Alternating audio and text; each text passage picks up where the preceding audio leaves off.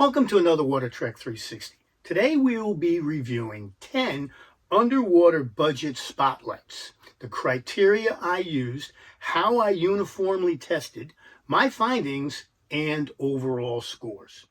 I chose a cross-section of lights that you can often purchase on Amazon. Use these reviews as a benchmark when considering other similar lights which I did not review. As always, I do not represent any one of these companies nor any other manufacturer I may reference. These opinions are my own. If you like these reviews, click like, click subscribe.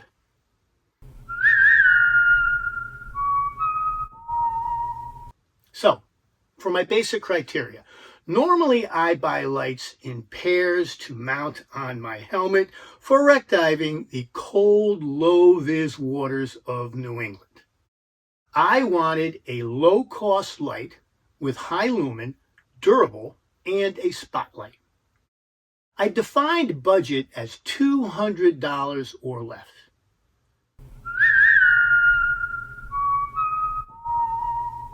My rating criteria. I used 4 categories. The first, obviously, cost, and a scoring of 9.5 if under $50, with a half-point decrement for every $50 down to an 8.0 if the price was between $151 and $200. Next, durability. Things like quality of manufacture, points of failure, drop tests, button and battery protections, if any, and things like water retention. Next, ease of use, size, the weight, switch type, number of lumen, runtime versus charge time, button sensitivity, remaining battery power indicator or lack thereof. And lastly, versatility. Where can I use it? The beam angle. Is it tight, diffused, preferably under 10 degrees? The runtime duration, the number of switch modes, whether I can use it in low visibility and on a helmet.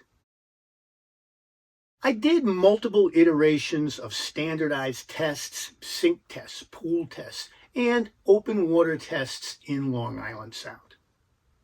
The final overall rating is an aggregate score from 1 to 10. Now, to expedite the reviews, I don't cover the standard similarities. I will leave a link in the description for the detailed review of each light. Let's check out these low-cost underwater budget spotlights.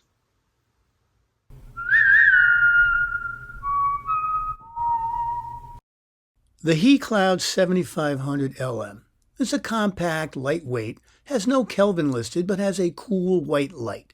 There's a side button switch with lumen settings, a high claimed to be 7500, a medium of 5000, and a low of 2300. It has a memory function for last used lumen before shutting off. You must long hold the button to shut it off. It has no SOS or flashing light. It has a wide diffused beam angle, maybe 20 to 25 degrees. The run times on high averaged an hour and 45 minutes, shorter than the 3 hours listed. It takes one 21700 unprotected battery. Takes roughly 3 hours to charge, has no carry case, and it can be mounted on a helmet. From a durability standpoint, it has no battery protections, no remaining battery life indicator. There are multiple points of failure on the body. There are 2 body threads, shown each with 2 separate O-rings. The button cavity retains water and needs to be flushed thoroughly after each use. The 7500 lumen claimed was clearly a misrepresentation and did not match the lumen stated in the manual that came with it. After I contacted HeCloud and Amazon, they have downgraded it to 2000 lumen. Be careful, it is listed as 7500 lumen on HeCloud's own site, as well as eBay and others. HeCloud has other dive lights, 2 rotary and the rest button switches. From what I see, the buttons all have the same water retention issue. The HeCloud 7500's wide beam makes for limited use in low visibility. Even though it only cost me $58, with durability and lumen concerns, the HeCloud 7500 comes in at 7.8.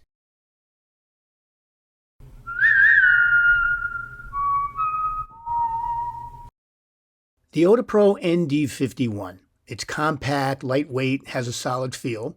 There's no Kelvin listed, but it is a cool white. It has a high raised side button protruding more than most. Off is part of the button cadence, so you don't have to long hold it. The flashing strobe is turned on by holding the button at any time. It has no memory function. Lists an 18-degree beam angle. It has high, medium, and low settings of 2500, 1000, and 300 lumen. It has shorter run times on high than others, averaging around 60 minutes. It has a less than average run to charge time ratio. It takes one 26650 unprotected battery, charging in around 3 hours. Be careful when you insert newly recharged batteries. The light automatically comes on. The button cavity retains water and needs to be flushed thoroughly, especially after salt water use. It has no carry case, but can be helmet mounted. It has no battery protections, no remaining battery life indicator. Odepro has other lights. Note that the ND42 and 42W have the same water retention issue. It did have a decent performance and low visibility. The 18-degree beam angle did pretty well. I look at the ND51 as a backup light. It costs $90. The shorter run times and ergonomic button challenges brings the ND51 in with a score of 8.2.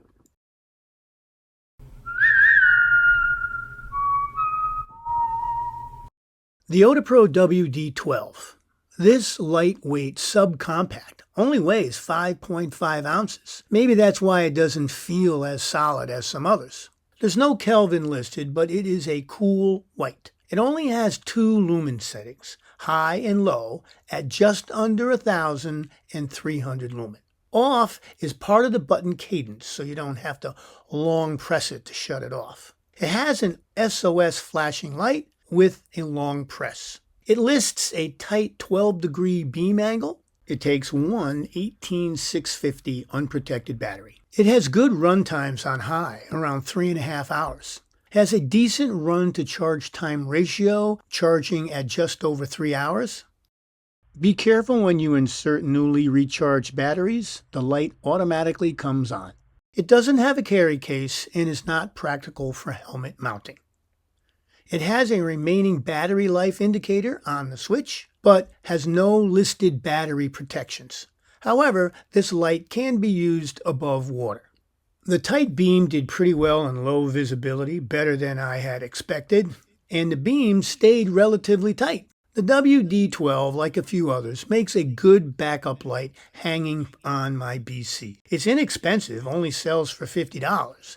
But due to the really low lumen, and in spite of the good run times and tight beam, the Odepro WD12 gets an 8.3.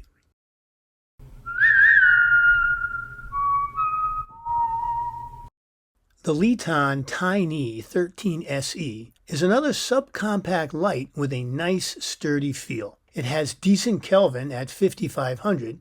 It has 6 button switch settings, 4 lumen settings, a max, high, medium, and low at 2200, 1500, 800, and 300, and has 2 flashing light settings, slow and fast. Off is part of the button cadence, so you don't have to hold it. It has a super tight beam angle of 8 degrees.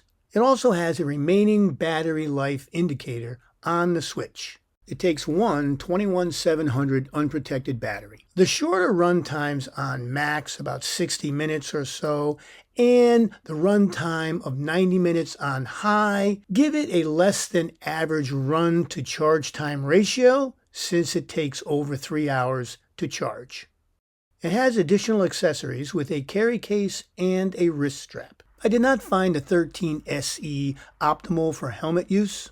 There are no battery protections listed, and it has 2 points of failure on the body for battery openings. The smaller one, to me, is redundant, and each has different sized O-rings. The Tynnny 13SE did well in low visibility with its super tight beam and enough lumen to punch into holes. This is a good handheld backup light. It's a little pricier than other subcompacts at $90, and with the shorter than average run times, The LetonPower Tynnny 13SE comes in at 8.4.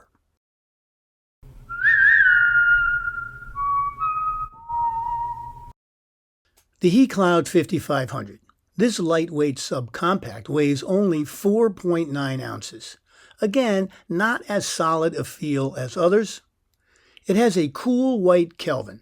It has high, medium, and low lumen settings of 5500, 3000, and 1500. The button switch at the rear is a bit cumbersome. You must long hold the button to shut it off. It has a flashing strobe with a long press of the button and a memory function for last used lumen when shut off. It doesn't list a beam angle, but my tests show a tight beam, roughly 10 degrees. It takes one 18650 unprotected battery. It has a really long run times. In my tests on high, averaged a little over 4 hours, way more than advertised. It has good run to charge time ratio, charging in a little under 3 hours. It doesn't come with a carry case, and I did not have much luck with the 5500 mounted on my helmet, due to button placement. The 5500 has no battery protections and no remaining battery life indicator. It has multiple points of failure on the body, showing 2 body threads. The button cavity retains water and needs to be flushed thoroughly, especially after salt water use. HeCloud has other dive lights, 2 rotary and the rest button switches. From what I see, the buttons all have the same water retention issue. The 5500 performed better than anticipated in low visibility with the tight beam and the high lumen. This is a good handheld backup light that can be used topside. It was really inexpensive at only $36, and due to the 5500's long run times, the HeCloud 5500 gets an 8.5.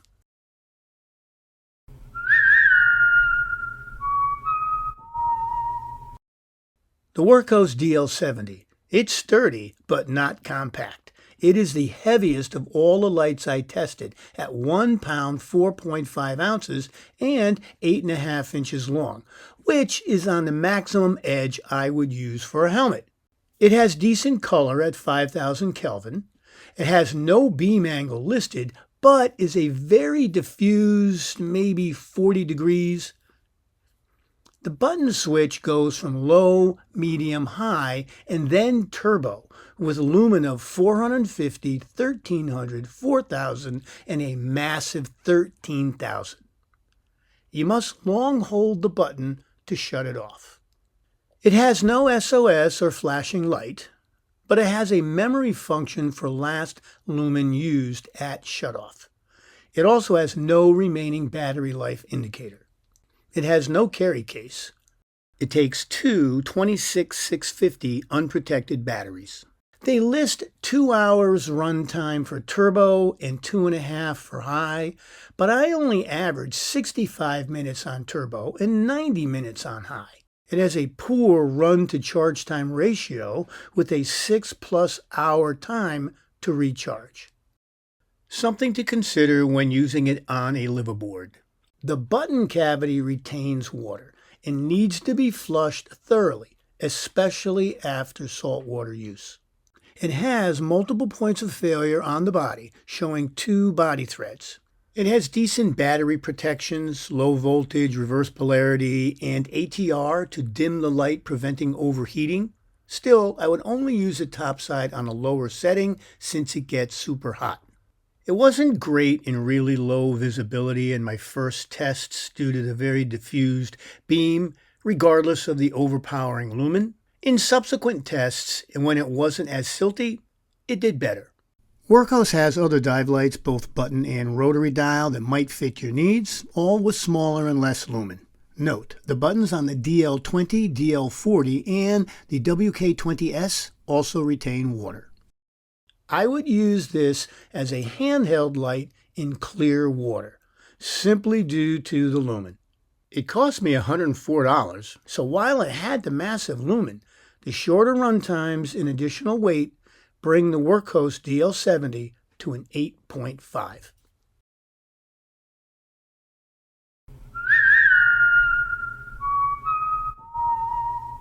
The Aplos AP150.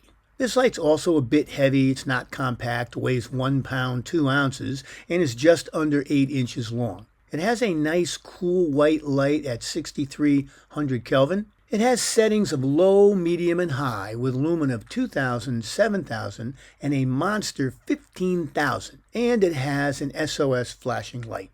It uses a rotary dial, which I'm not really a fan of, since it usually means 2 hands to use. It does come with a carry case.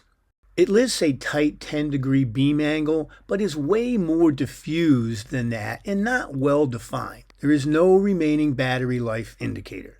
It takes two 26650 unprotected batteries. It has pretty good run times on high, just under 3 hours. This was unexpected, but below average run to charge time ratio, taking well over 6 hours to charge.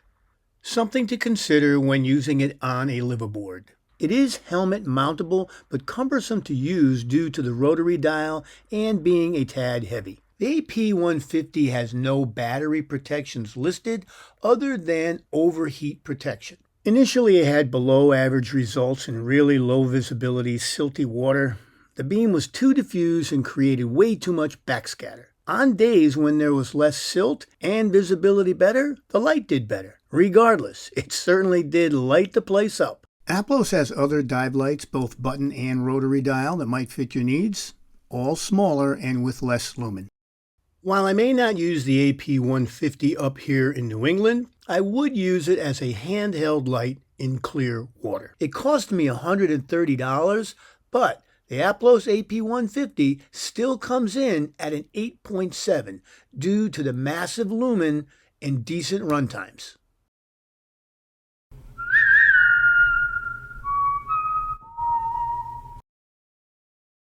The Wurkkos DL02.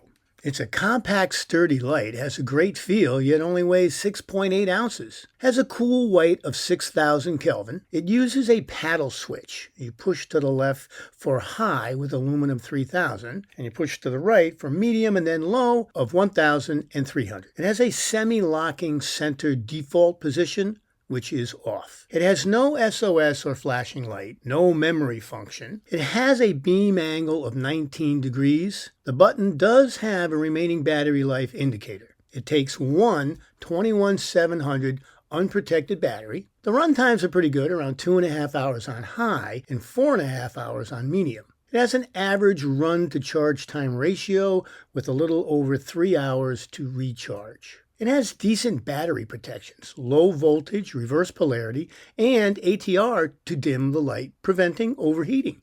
Doesn't come with a carry case. I am not a fan of the paddle switch. It makes it very cumbersome for helmet use, but many folks seem to like it. It performed really well in low visibility. The beam was much tighter and well defined than I had expected. That was a major plus. Overall, I was pretty impressed by the light. This is a good handheld light for low vis as well as standard dive conditions.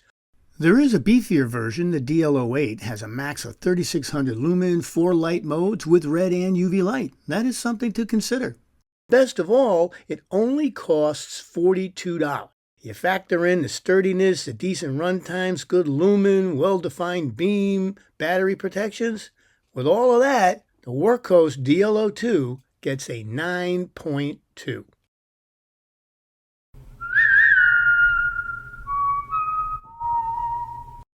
The Orcatorch D710. This is a nice, compact, sturdy, durable light with a solid feel. They recently upgraded the Kelvin to a much cooler white of 6500 versus the previous Kelvin of somewhere below 5000. It goes from high to medium to low with lumen settings of 1700, 800, and 400. Off is part of the button cadence, so you don't have to long hold it. It has a 3000 turbo setting, but you have to continually hold the switch for it to work, which is why I don't use that lumen with a helmet. It has a power lock on the switch and a remaining battery life indicator. It does not have an SOS or flashing light, nor any memory function. It has a super tight 6-degree beam angle and comes with a carry case and extra battery. It takes one 21700 protected battery. It has okay run times on high, around an hour and a half. However, the spare battery is easily swapped out between dives. It has an average run to charge time ratio, charging in about 3 hours. Durability is its strength. It has triple O-ring protection, has battery and overheat protection, over discharge, reverse polarity, and low voltage protections. It is great in low visibility with a super tight beam as a handheld or helmet mounted. There are other versions of the D710 and other Orcatorches under $200 that may fit your needs. I've used the D710 for many years banging around wrecks here in New England. While I wish the lumen was a little bit higher and it's pricier than other compacts at $160, its size, durability, battery and light protections, and customer service brings the D710 in at 9.3.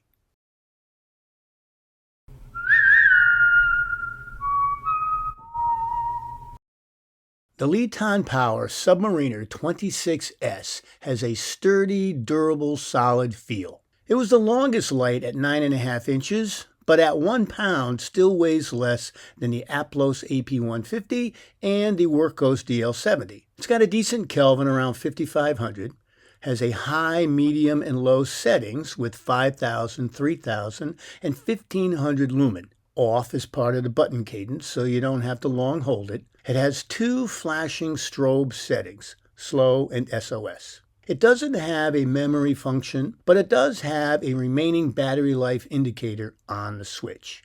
It has a really tight 8-degree beam angle. It takes 2 26650 built-in batteries. It has awesome run times on high, over 5+ hours. This was a surprise and frankly a major plus. It has a really good run to charge time ratio since it recharges in just over 3 hours. Great news if you're on a liveaboard. It doesn't list any battery protections other than a heat dissipation sensor if it gets too hot. My biggest gripe is that the batteries are not easily swapped out or replaced. You need to contact the manufacturer.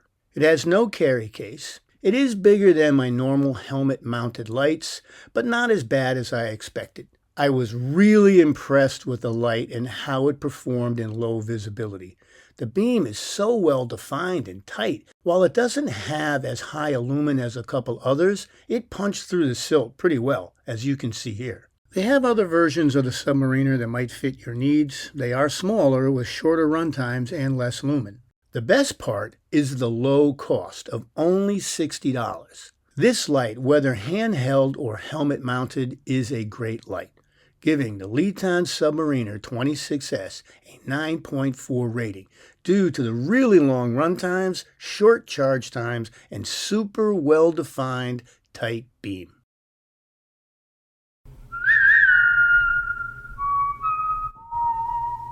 Well, I hope you found these reviews useful. If so, use them as a reference when you shop for your next light.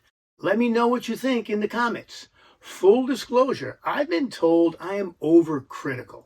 I say regardless of whether these are budget lights or not, they should work as advertised. I'd be more critical of these lights if they were more expensive and the cash outlay greater and the expectations even higher. As I've said, you may have different needs than me and preferences. My ratings are based on my needs and personal experiences. So there you have it.